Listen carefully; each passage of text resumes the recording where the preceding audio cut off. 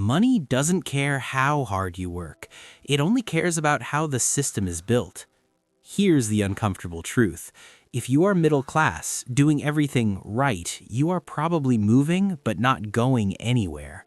This is not an insult. This is a warning, because the middle class is not a destination. It is a holding zone, a quiet trap, and most people don't realize it until decades are gone. Let me explain this in the simplest way possible. Imagine a hamster wheel.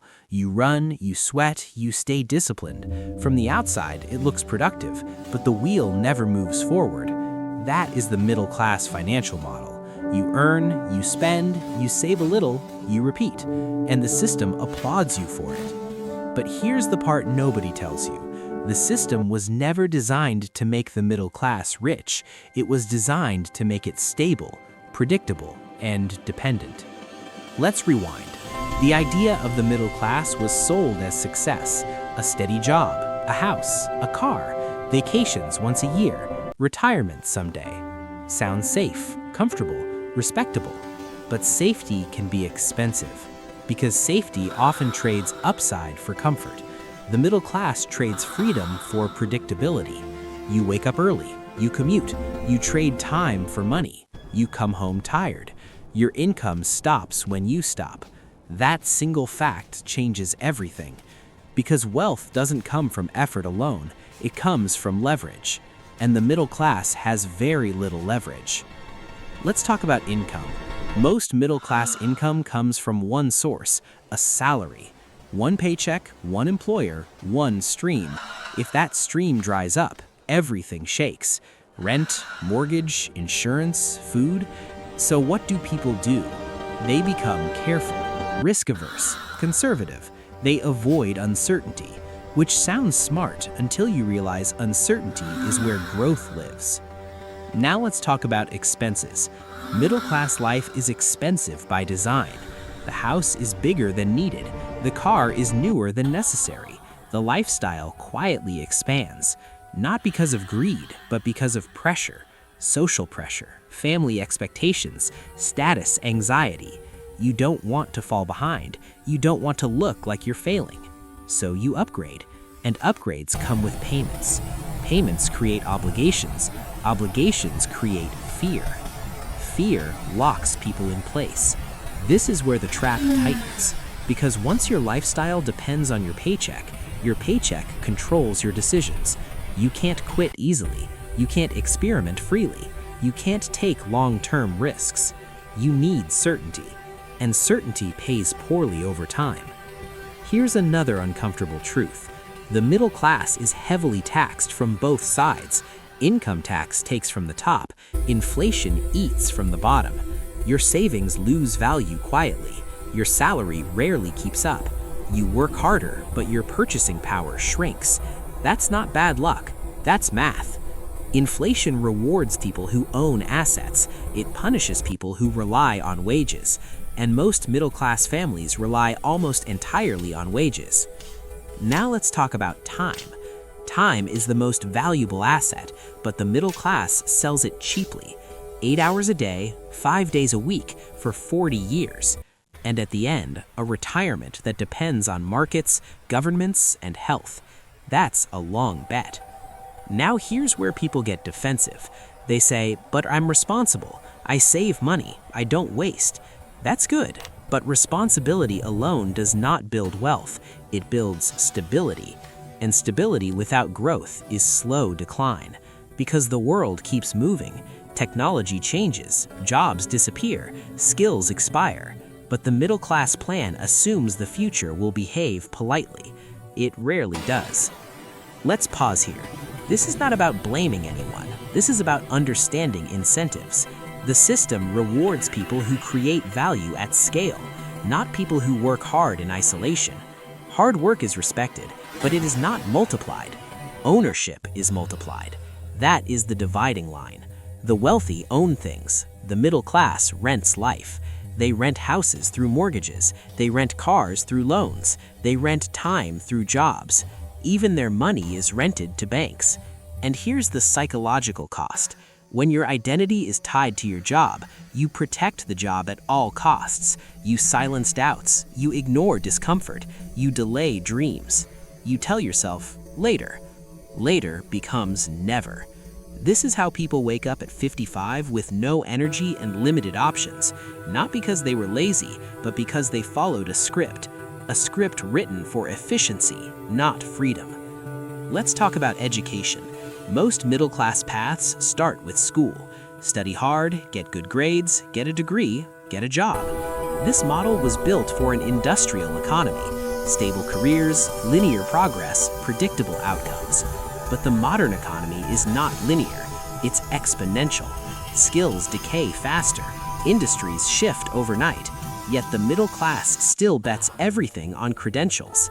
Degrees don't guarantee income, skills do. Ownership does. Distribution does. Now think about risk. The middle class is told to avoid risk. Play it safe. Don't fail. Don't rock the boat. But avoiding risk is risky because inflation is guaranteed risk. Job disruption is guaranteed risk. The only question is whether you choose your risk or accept the one assigned to you.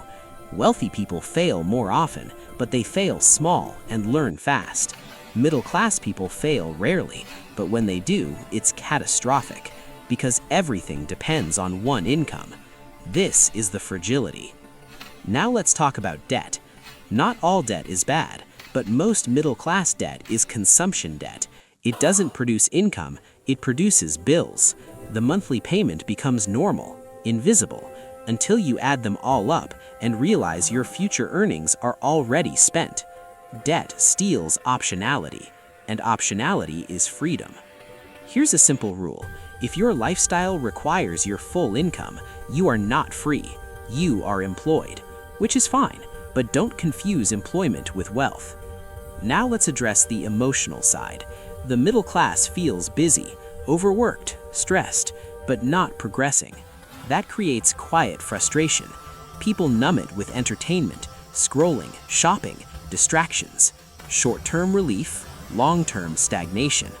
This is not accidental. A distracted population is easy to manage, but awareness changes things, because once you see the pattern, you can't unsee it. Here's the turning point.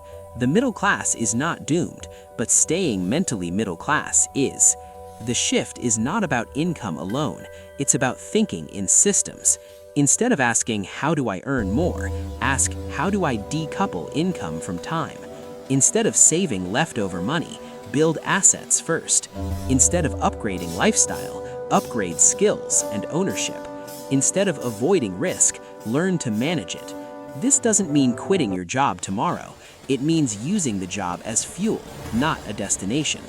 The wealthy don't hate jobs, they use them strategically.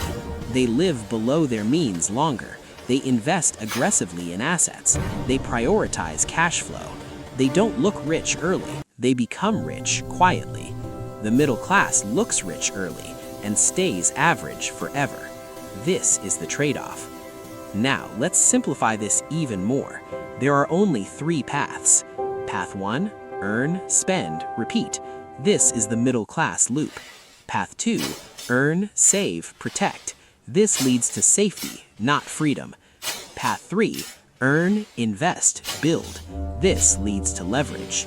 Most people never choose path 3 because it feels uncertain, but certainty is an illusion.